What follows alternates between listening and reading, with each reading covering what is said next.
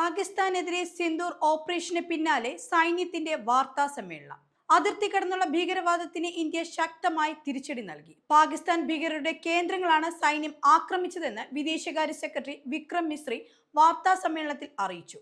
9 ഭീകര ക്യാമ്പുകളാണ് സൈന്യം തകർത്തിരിക്കുന്നത്. ഒരു സിവിലിയൻ പോലും ഇന്ത്യയുടെ ആക്രമണത്തിൽ മരിച്ചിട്ടില്ല.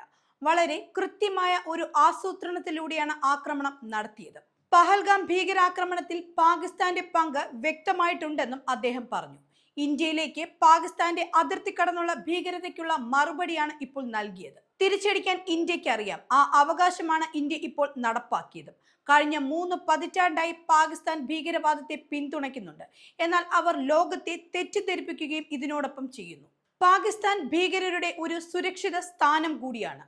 ഭീകരാക്രമണം ഉണ്ടായി 2 ആഴ്ച കഴിഞ്ഞിട്ടും പാകിസ്ഥാന്റെ ഭാഗത്തു നിന്നും ഭീകരർക്കെതിരെ ഒരു നടപടിയും ഇതുവരെ ഉണ്ടായിട്ടില്ലെന്നും വിക്രം മിസ്രി കുറ്റപ്പെടുത്തി.